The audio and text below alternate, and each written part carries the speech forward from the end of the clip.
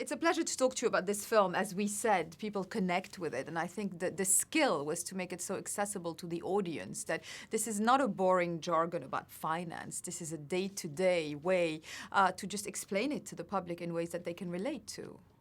Yeah, that was kind of one of our intentions was, there's been a lot of great Wall Street movies through the years, like Wall Street, Margin Call. But I felt like a lot of them never really explained the details of what was actually going on. So we decided to take the plunge on this. And I really felt like it was one of the strengths of the book, too, was that you were learning with the characters what was going on. And the truth is, even though the language is complicated at first, when you really look beyond it, it's not that complicated. I mean, they're moving debt and money around, that's all. And they just give it a bunch of weird names. So once we realized we could really explain it and audiences connected with it, we knew we had something different. No, absolutely. And what's really great is that it's cerebral and entertaining at the same time. I think you needed those great actors to pull it off, to make that ensemble just, Oh, God, yeah. Yeah, they were key. I mean, what we really needed were actors who were okay with not being movie stars in a movie.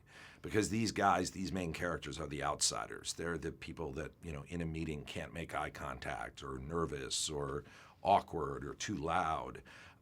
So I got extremely lucky with just getting a bunch of people who, although they're famous actors, they're really good actors. People like Christian Bale and Gosling, Carell, and Marissa Tomei and Brad Pitt.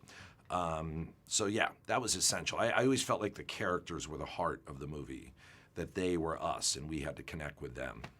The parallels with popular culture, what was happening at the time, were also interesting. What do you feel is the role of cinema in all this? There's the pure entertainment, there's the financial world. Cinema kind of brings everything together and sheds a light on what goes on. Yeah, I mean, cinema is it can do so many different things. It can be pure entertainment, it can be spectacle, it can be, you look at a movie like Gravity, was like a technical tour de force. And then there's small little intimate movies like, Diary of a Teenage Girl. And so there's so many things it can do. In this case, though, I think cinema has a real power because, yes, it's an entertaining movie. It's got a lot of energy. There's amazing actors, but there's also a chance for people to learn about a world they didn't know about. And, hopefully at the end of the day, feel a little less intimidated to challenge their leaders about the decisions we're making with banking and with banking reform. I thought Christian Bale, he is always great because he becomes someone else completely. Yes. Had you worked with him before? Is he someone that, is on everyone's bucket list? I had never worked with him, but he was my first choice for that role. I've seen pretty much everything he's done. And God bless him.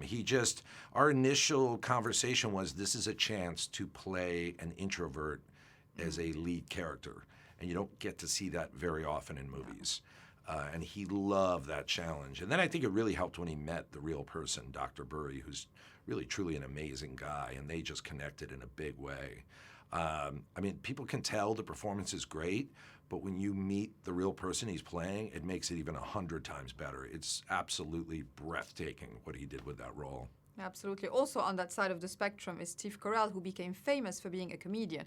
But I think he embodies a dramatic role so well because he's so subtle, I think. That's what I would say about Steve. I think it's a great way of putting it. I think he just has the best sense of the truth. He has the best sense of when something's false, and he won't accept a take. If a take starts to feel false or off, he'll be like, let's do it again. Let's do it again. And I knew he was playing a character who's, a loud, boisterous guy, a very righteous guy, but a loud, boisterous guy. And it was a role that easily could have slipped into, cartoonish proportions. And Steve just found the perfect level of vulnerability yet brashness. He blew me away in this. I knew he was going to be good, but he brought a whole extra level to this role that just was jaw-dropping. Yeah, I agree. And all this to get to, the congratulations and all the award recognition that the film's already getting. So how much of a huge pleasure is it for you that, people connect to the movie and, experts want to nominate it? Yeah, that's the best. You're always hoping that people connect with the movie, and it's a great sign when people who spend their entire year watching movies single out a movie that we worked on and also a movie that we really believe in and that we hope people see. And then, on some level, it's also just flattering. So everyone was really overjoyed by the recognition. Absolutely. And Brad Pitt as a producer, what's your thoughts? He's great. I mean, he's amazing. His company, Plan B, him and Dee Dee Gardner, Jeremy Kleiner. What I love about them is they're not concerned about how much money the movie makes. They don't even really care about the awards. They just want to make good movies. That's the sole mission of that company. And I think there's very few companies that would have, taken the risk to let me direct it, given that I have a comedy background. I think there's very few companies that would have embraced kind of my vision for the movie and breaking the fourth wall, talking to the audience. I mean, that's very scary to some people, but that's the kind of producer Brad Pitt is. He's willing to take risks. He's very smart. He's very passionate. It was a winning team, I can say that. Yeah, it really was.